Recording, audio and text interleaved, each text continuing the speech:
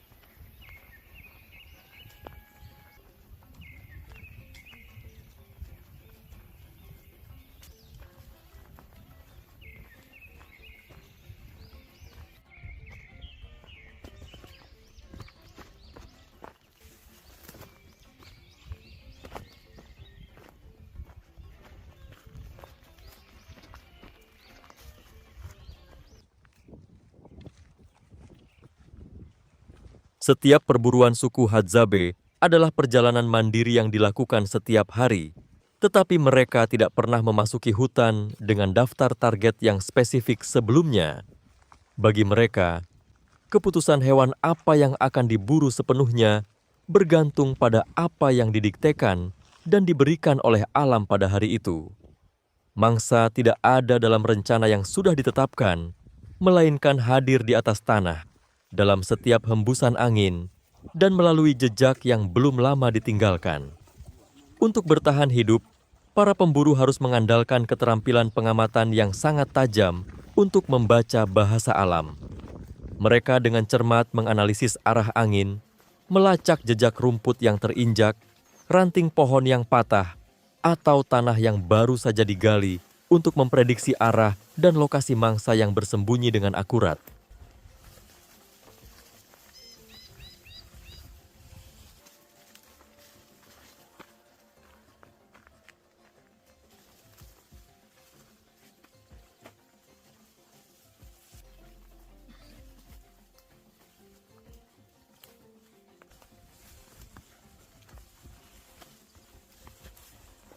Namun, dalam konfrontasi yang sunyi dan tegang ini, manusia sama sekali tidak sendirian. Kawanan anjing pemburu di kamp adalah teman yang tak ternilai dan memainkan peran penting dalam kehidupan berburu suku tersebut. Terkadang, para pemburu bahkan tidak tahu bahwa mangsa seperti babi hutan berada tepat di dekat mereka, sampai anjing-anjing itu mengendus baunya dan segera bergegas mengejarnya. Anjing-anjing ini tidak hanya berkontribusi besar dalam melacak dan mengusir mangsa dari tempat persembunyiannya, tetapi juga menjalankan tugas berjaga demi melindungi keamanan seluruh kamp.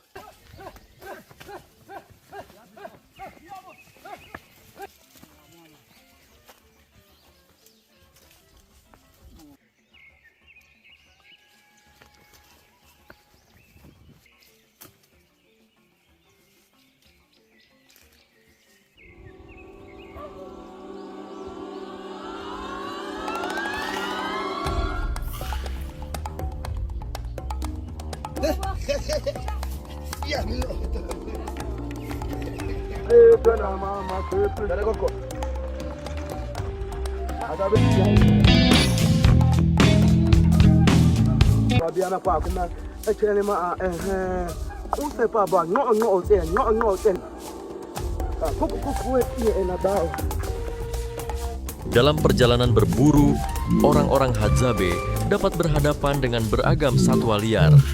Target mereka berkisar dari babi hutan, bush pig yang besar, babi tanah, aardvark yang dijuluki sebagai mesin penggali alami Afrika, hingga reptil tangguh seperti ular piton raksasa. Konfrontasi ini selalu terjadi dalam suasana yang sunyi, namun sangat tegang, syarat akan nuansa liar antara manusia dan alam. Setelah target ditentukan, para pemburu segera menerapkan taktik yang fleksibel dan tegas. Misalnya, saat berhadapan dengan babi hutan yang besar, mereka dapat dengan cerdik memanjat pohon untuk mendapatkan keuntungan posisi, sehingga mampu menjatuhkan target dengan lebih aman dan mudah. Khususnya, dalam momen-momen hidup dan mati ini, suku Hadzabe selalu menunjukkan rasa hormat yang mendalam terhadap nyawa hewan tersebut.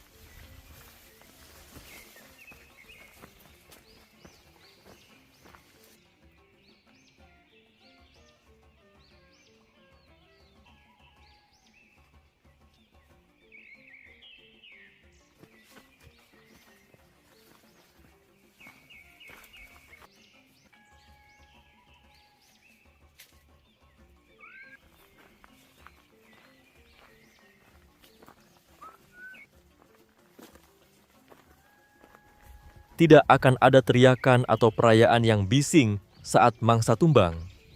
Sebaliknya, mereka akan mendekat dan tindakan penyelesaian, pembunuhan, selalu dilakukan dengan cara yang paling cepat dan tegas. Hal ini untuk memastikan sepenuhnya bahwa hewan tersebut tidak menderita rasa sakit yang berkepanjangan, menjadikan kematian mereka sebagai bagian yang tak terelakkan dan dihargai demi mempertahankan kelangsungan hidup seluruh suku.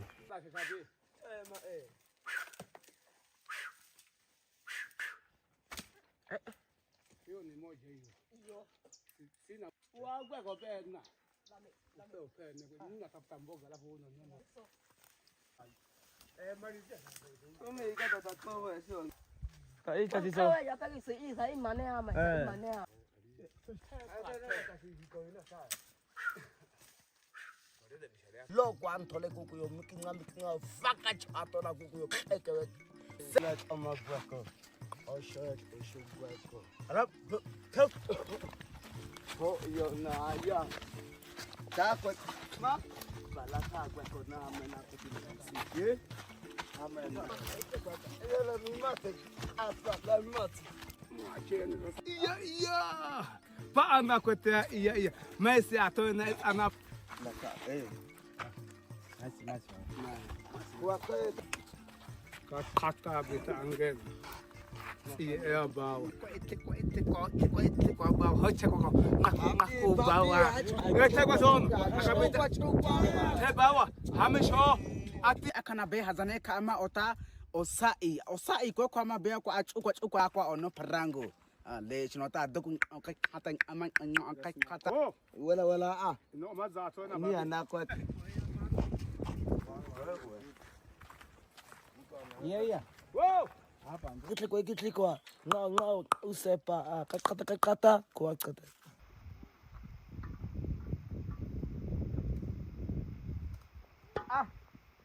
mana ako paka orang jisi aneh kok Oh, tak eta. aku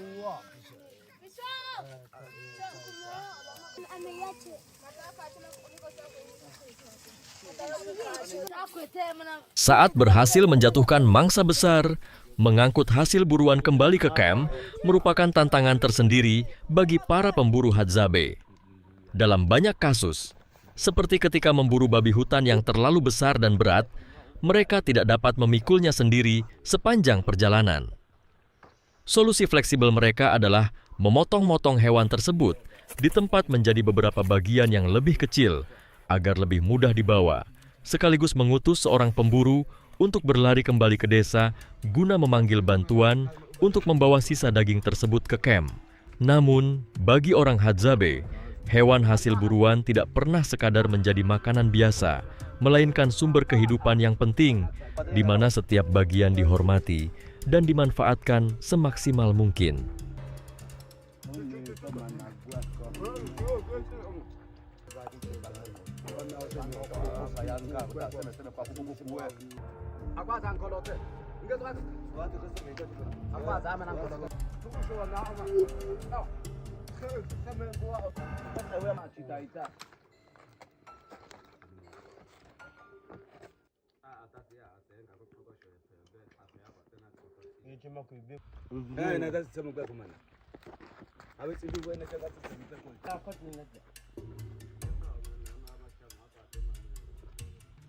uni yako managoma kwelasi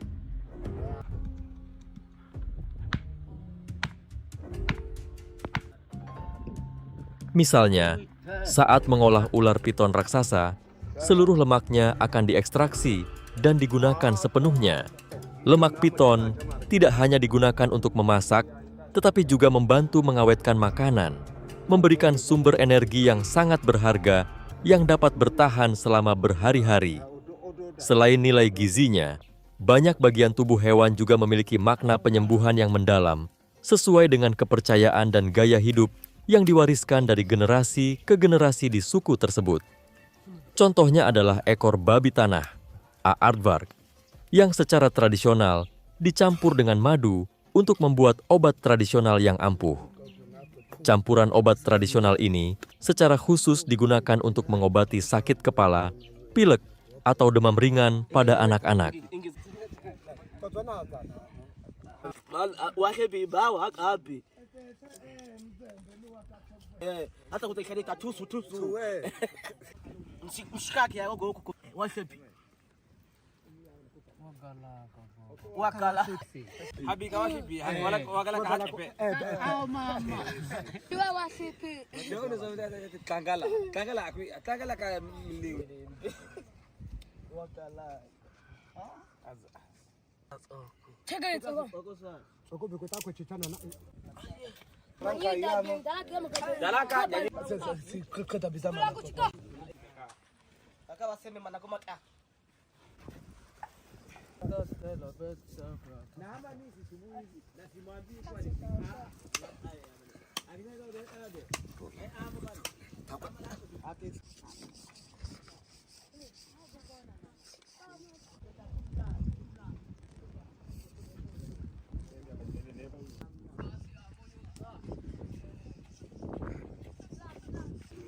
Ana vitamo cheka mana ka.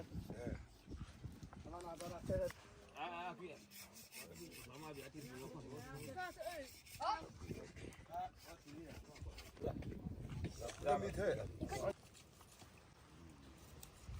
Apa suku make? Kazi tayari.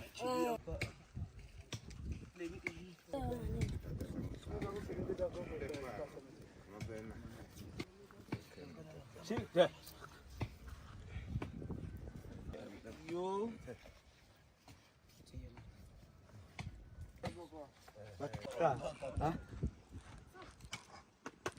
Ichako. Aku nanti bantu kita aku kema koko. Kibe kuwe. Bakti kaca na popo bicin ada ngana bicin. Yo mas bakti kita kan.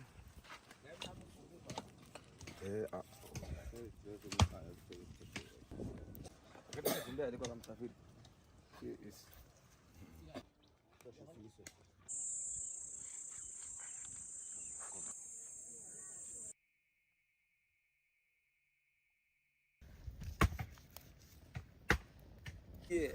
Bogot hivi kwa ishina bena ofaneko alafu tulaki itibi omo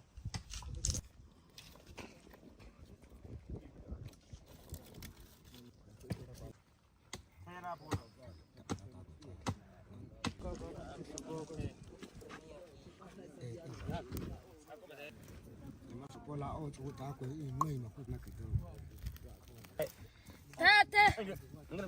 Ami sote anda koko. Ba kano ako no. Mana ako pa. Bawa. Koitok.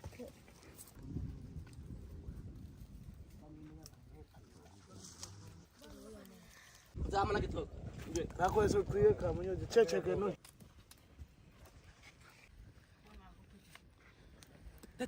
Sikat obat saya benar cukup macam bawa mana.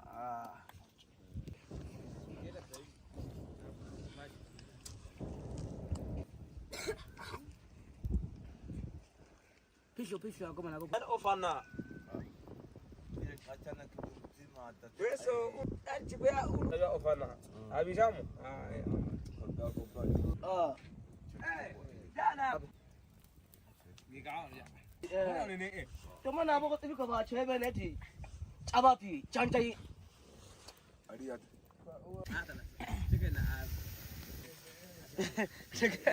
Cek kata alat aja be bakal ke anak.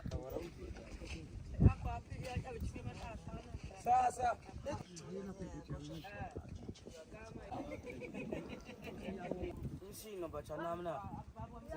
Setelah setiap perburuan yang sukses, jumlah daging yang diperoleh tidak pernah disimpan untuk kepentingan pribadi oleh individu manapun, melainkan selalu dibagikan secara adil kepada seluruh komunitas, termasuk para wanita dan anjing pemburu yang telah sangat membantu dalam perjalanan.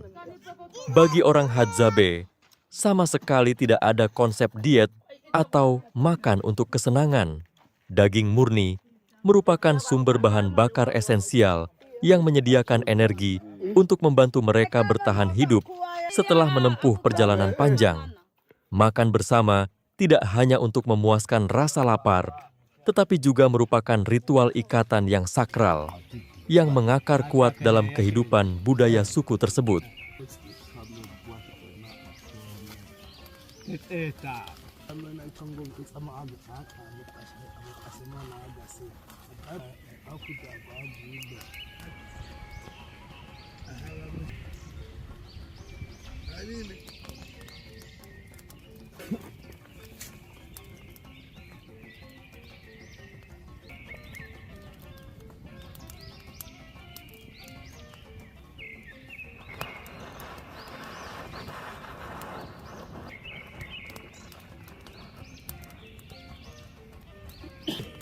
Cherchez avant nous. Là, vous êtes très de place très de.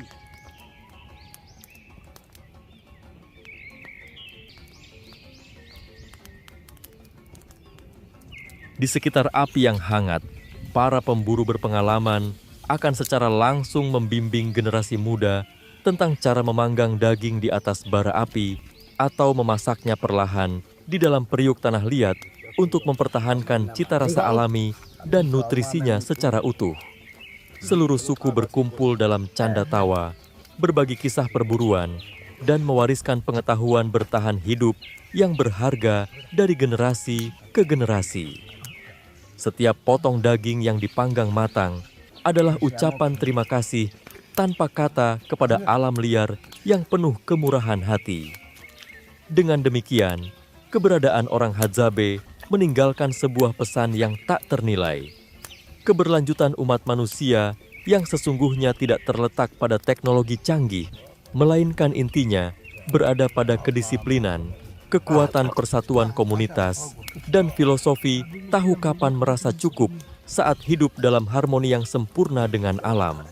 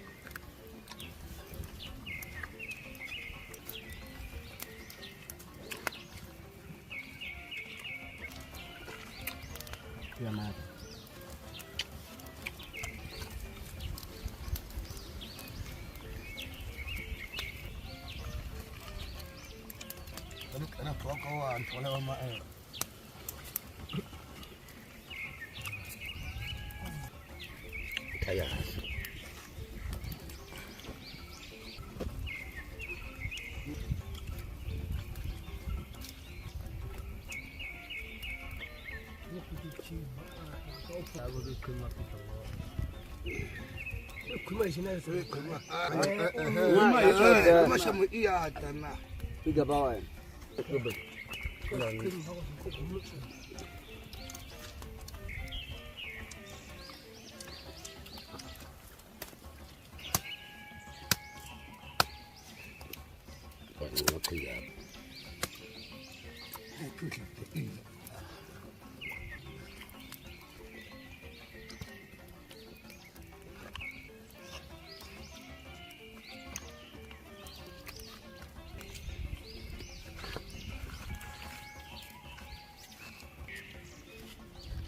Amo mak abang man. Kaya Muhammad. Apa jangan